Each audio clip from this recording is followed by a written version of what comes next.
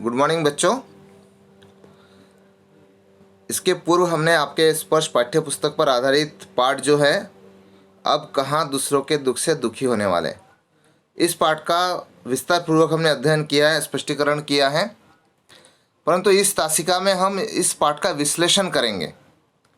बच्चों, हर पाठ के पश्चात उस पाठ का विश्लेषण करना अति आवश्यक हो जाता है, क्योंकि उस पाठ के अंतर्गत लेखक ने हमें क्या कहने की कोशिश की है, आखिर वह कौन सी बातें जो लेखक हमसे बताना चाहते हैं, हमें बताना चाहते हैं, और इस पाठ के माध्यम से वे कौन सी सीख देना चाहते हैं। इसलिए पाठ का विश्लेषण जो है अति आवश्यक बन जाता है। इस पाठ में लेखक ने कई बातों पर ध्यान दिया है कि इंसान जो है, इंसान तभी बनेगा, मनुष्यता की कसौटी पर तभी खरा उतरेगा जब वह इंसानियत के बारे में सोचेगा। वह इंसान के साथ साथ प्रकृति को भी एक ही नज़र से देखेगा, प्रकृति के साथ खिलवाड़ नहीं करेगा। उन्होंने कहा कि मनुष्य को प्रकृति के करीब होना चाहिए, उनसे दूर नहीं। इंसान तभी जीवित रह सकता है जब वह प्रकृति के करीब रहे और प्रकृति के साथ छेड़खानी न करे।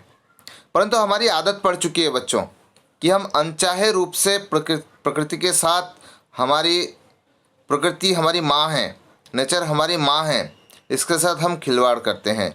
हम अपनी सुविधा के लिए उनके साथ खिलवाड़ करके उसे असंतुलित करते हैं, तो यह हमारे लिए ही हानिकारक है। दूसरों के लिए सहानुभूति की भावना।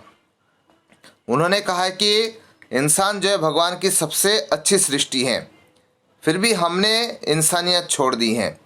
हम केवल अपने बारे में सोचते हैं, अपने स्वार्थों को साधने की कोशिश करते हैं। परंतु उन्होंने कहा है कि अपने स्वार्थ साधने के पहले आपको हर प्राणी मात्र के बारे में सोचना चाहिए, हर एक के बारे में आपके मन में सहानुभूति की भावना होनी चाहिए।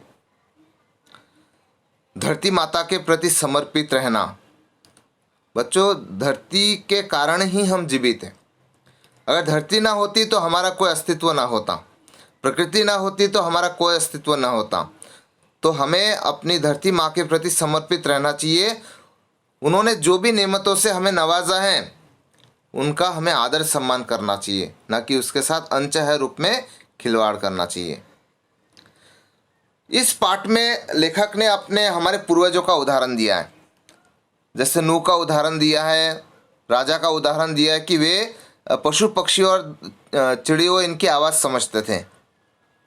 तो उन्होंने उदाहरण देकर समझाया कि क्योंकि हमारे पूर्वज जो है प्रकृति के करीब थे, परंतु हम धीरे धीरे प्रकृति से दूर होते जा रहे हैं। तो इस बात को लेखक ने समझाने की कोशिश की है कि हमें भी प्रकृति के करीब होना चाहिए।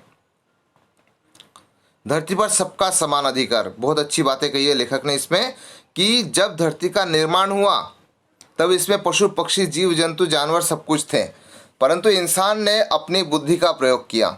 इंसान के पास बुद्धि है तो उसने अपनी बुद्धि का प्रयोग किया और धरती को अपना बना लिया, अपने कब्जे में कर लिया। सारी पशु पक्षियों को बेघर कर दिया, उन्हें अपनी जगह से दूर कर दिया। परंतु लेखक कहना चाहते हैं कि यह धरती जो है सबकी है, इंसान की नहीं है। पशु पक्षी पेड़ पौधे नदी तालाब सबकी है, तो सबका इसमें समान अधिकार है। और कहा कि इंसान अपने अहंकार के कारण ही समाप्त हो चुका है। इंसान ने जब जब अहंकार किया तब तब उसका विनाश होता ही है। तो इसलिए कहा कि इंसान को अहंकारी नहीं होना चाहिए। पेड़ पौधे पशु पक्षियों का भी यह संसार घर है, परंतु हमने क्या किया, सोचिए थोड़ा सा कि हमने क्या किया है। हमने उनके घर को तोड़ा है, उनके घोंसले, उनके आशियाने को तोड़ करके हमने अपना घर बनाया है। हम आजकल देखते हैं कि शहर के अंदर शेर घुस आया है, बाघ घुस आया है, तेंदुआ घुस आया है, पशु जानवर जो है इंसानों की बस्ती में चले आए। उसका कारण क्या है? उसका कारण है इंसानों द्वारा उनकी जगह को हड़पना। अगर इंसान ऐसा ना करता तो शायद ऐसी नौबत कभी ना आती। लोगों की बदलती जीवन शैली। बच्चों, हमने आधुनिकता की दौड़ में हमने अपनी जीवन शैली को पूरी तरह से बदल दिया है, अपने रहन सहन को पूरी तरह से बदल दिया है। हमने अपनी बदलती जीवन शैली के कारण कभी ये ना सोचा कि इसका परिणाम क्या होगा, इसका परिणाम इतना भयानक होगा, हमने कभी सोचा भी नहीं था। और हमने इस बदलती जीवन शैली के कारण अपने और प्रकृति के बीच में एक दीवार खड़ी कर दी है।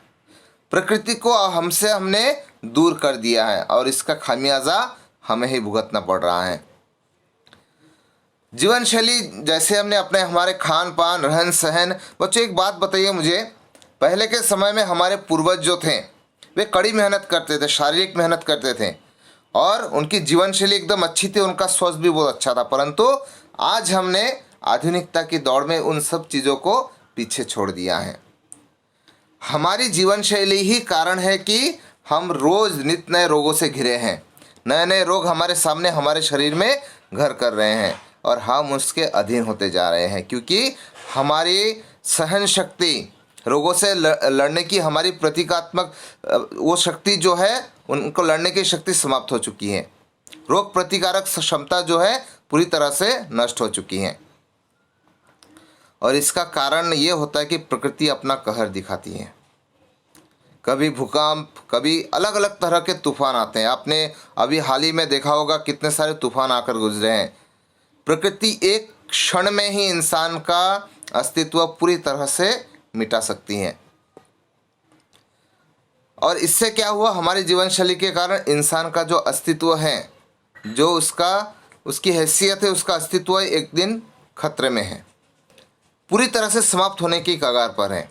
इसलिए हमें भी प्रकृति के करीब जाना चाहिए और प्रकृति के साथ अपने आप को ढालना चाहिए, न कि हमें प्रकृति को अपने अनुसार ढालना चाहिए। और एक बात ध्यान रखिए बच्चों की, प्रकृति को सदा क्रोध नहीं आता है। जो जितना, उसमें पाठ में अपने एक पंक्ति पढ़ी होगी, जो जितना बड़ा होता है उसे उतना ही क्रोध कम आता है, परंतु जब आता है उसे रोकना मुश्किल हो जाता है। तो कहा कि प्रकृति को सदा क्रोध नहीं आता, परंतु जब आता है तो इंसानों के लिए उसे सहना मुश्किल हो जाता है। बच्चों हमें प्राचीन मान्यताओं को अपनाना होगा। प्राचीन काल में हमारे बुजुर्ग, हमें जिन्होंने जन्म दिया है, हमारे पूर्वजों ने जिस तरह से जिसकी राह हमें दिखाई है, उन राहों पर चलना होगा, तभी हम अपना अस्तित्व बचा सकते हैं। जैसे इस पाठ में कहा गया, संध्या के समय पेड़ों को पत्ते नहीं तोड़ना चाहिए, ये सही बात है। पेड़ रोते हैं क्योंकि पेड़ भी जीवित है, उसमें भी जान है। इन सब बातों के बारे में लेखक ने कहा है। इसके अलावा उन्होंने कहा कि हमने पशु पक्षियों का घर छीन लिया है, हमने उन्हें बेघर कर दिया है, उसकी जगह हमने ले ली है, उसके घर को तोड़कर हमने अपने लिए घर बनाया है, इसलिए वे हमारे घर में घुस आते हैं। उन्हें हमने बेघर कर दिया है, उनके परिवार व बच्चों को उनसे दूर कर दिया है। अब बच्चे कही है, जैसे उस पाठ में उन्होंने उदाहरण दिया है कि उनके पक्षियों के बच्चों को उन्होंने अलग कर दिया है। अब जैसे लेखक ने कहा कि उनकी माँ जो है एक अंडे तोड़ने के कारण रात भर रोती रही और भगवान से उनके जो गुनाह है उसे माफ़ करने के लिए भगवान से दुआ मांगती रही। तो कहा कि आज वर्तमान समय में इस तरह के लोगों की इस संसार में कमी है, इसलिए हम दूसरों के दुख से दुखी नहीं होते, इसलिए हमारे मन में सहानुभूति की भावना नहीं होती। तो लेखक ने इस पाठ के माध्यम से हमें यही समझाने की कोशिश की है कि हमें भी दूसरों के दुख में दुखी होना चाहिए, दूसरों के लिए हमारे मन में भी सहानुभूति की भावना होनी चाहिए। इन सभी मुद्दों को लेखक ने हमारे सामने रखने की कोशिश की है।